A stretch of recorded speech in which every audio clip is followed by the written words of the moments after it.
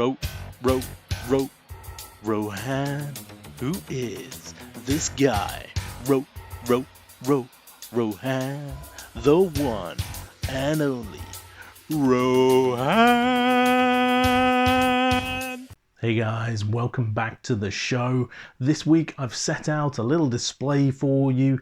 I'm thinking about, is it easier to spend more on third-party figures compared to Hasbro Mainline? And why is it so easy to justify that additional spend? Well, I have a lot of Hasbro Mainline figures. I have a lot of third-party figures, like many of you out there probably. However, back in the late 2000s, I started to pick up my first couple of 3P figures. Originally 3P was more or less just KOs of the original characters and toys that we got in the early 80s and 90s.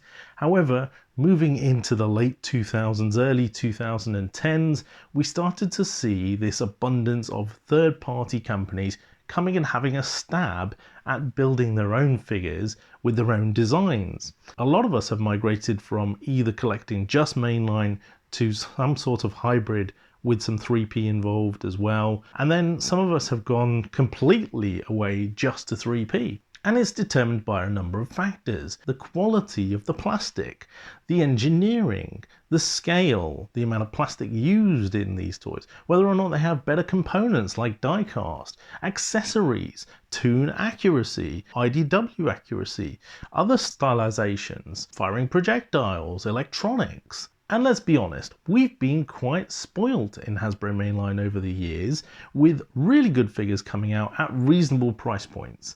I know that we've seen huge inflations in prices for much time now. However, a deluxe class figure at £20 compared to a third-party figure, masterpiece scales could be anything up to 100, 150, possibly even £200. Let's look at Alexis's collection every week. And on the flip side, with Legends, you can go anywhere from 10 to 50, 60, maybe even £100. And so I thought I'd make this video in a little bit of an appreciation to Andy and Jamie's comments every week up against Alexis and Paul with regards to that age-old discussion of mainline versus 3P. For me, I feel like mainline has been getting better and it is a good set of figures to collect. But for me, it's really where the value for money is. You get a lot more plastic for your money. And sometimes the figures are good representations of the characters.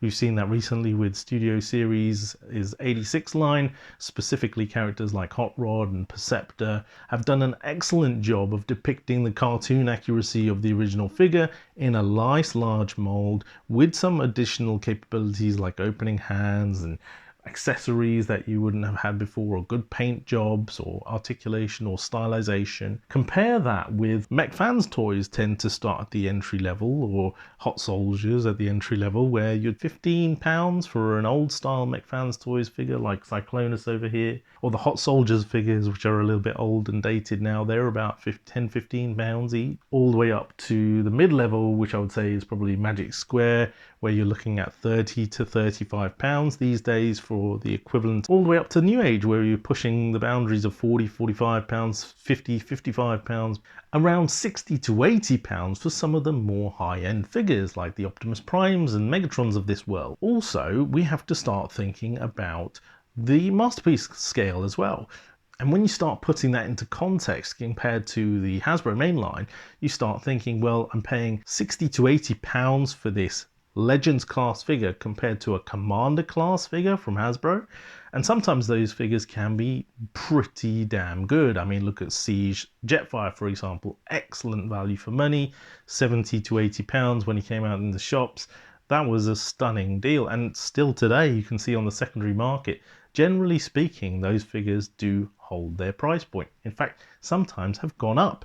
That's especially clear with the Titan class range. As we can see, pretty much every single one of the Titans is worth more than when it was sold at retail. However, that's not necessarily true for the majority of the Hasbro Mainline, especially the deluxes and the smaller figures like the core class figures, which seem to be losing value on the secondary market. Is it to do with the limited availability of the Titans and the larger figures?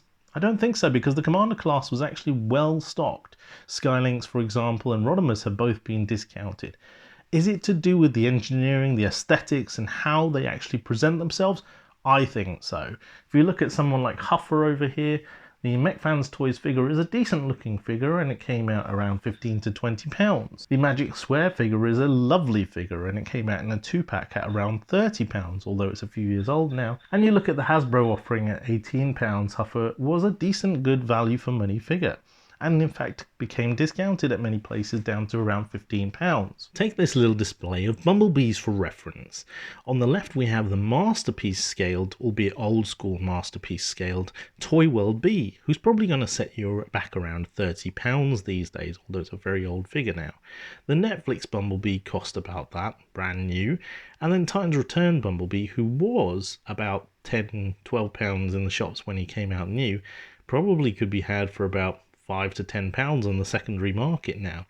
And on the end there we have Magic Square's Bumblebee, who was about £18 to £20 brand new, probably would cost you £20 to £25 now. Compare that with someone like Cyclonus, 15 for the MechFans Toys, 30 for the Magic Square, and 25 for the Hasbro Mainline. That's there or thereabouts. However, we've got this flip side on the third party, the New Age and the Magic Square, or in Masterpiece Land, Fans Toys and X-Transbots seem to actually appreciate in value. And is it because the figures are so hard to get hold of, or because they just go out of stock so quickly and everybody wants them?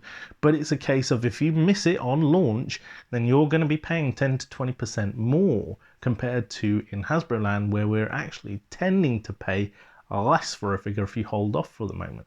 So my question to all of you is it easier to justify spending more on third-party figures? It certainly seems to be the case with some manufacturers, especially the ones which have done more engineering or more aesthetically pleasing figures.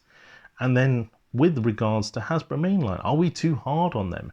Do we actually get fantastic value for money out of them? My point normally is that MechFans Toys are doing a really good job of giving us value for money. But even these MechFans Toys figures nowadays are pushing the £25 to £30 price point for what we would deem to be a deluxe class figure from Hasbro, which is only costing us 20 quid and is double the size. And on the Masterpiece side, Wei Zhang and some of the other third-party KO companies who are actually knocking off third-party figures and producing oversized or undersized versions for themselves, they are providing the value for money element, whereas the Fans Toys and the XTB and the Fans Hobbies of this world are producing the high-end figures, which are costing a lot more. I think for me, what I'm going to do is I'm going to start looking at how much am I spending on a particular figure in comparison to what I could be getting for that money if I spent it elsewhere.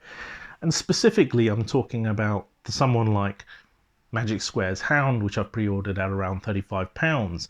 £35 for what we will class as a deluxe class figure with some nice accessories, versus the equivalent £35 from a Hasbro Mainline figure, which is realistically going to be somewhere between a Voyager and a leader class figure. Now, I'm probably going to do a review of Magic Square's Hound when he comes out. I will try and compare him to the Siege equivalent, because that figure was good and it was decent at the deluxe price point. However, I feel that Magic Square's Hound is going to be more aesthetically pleasing, more G12 accurate, better engineered, have better plastic quality, and better accessories. And does all of that equate to a 75% price uplift? We'll have to see. But when I'm buying my Titans, you can guarantee I'll be buying Hasbro Mainline. Although, let's be honest, if you're like me, you're going to get them all. And on that bombshell, I've been Rohan for another week. Join me again next week on Rohan's Corner. Back to the studio.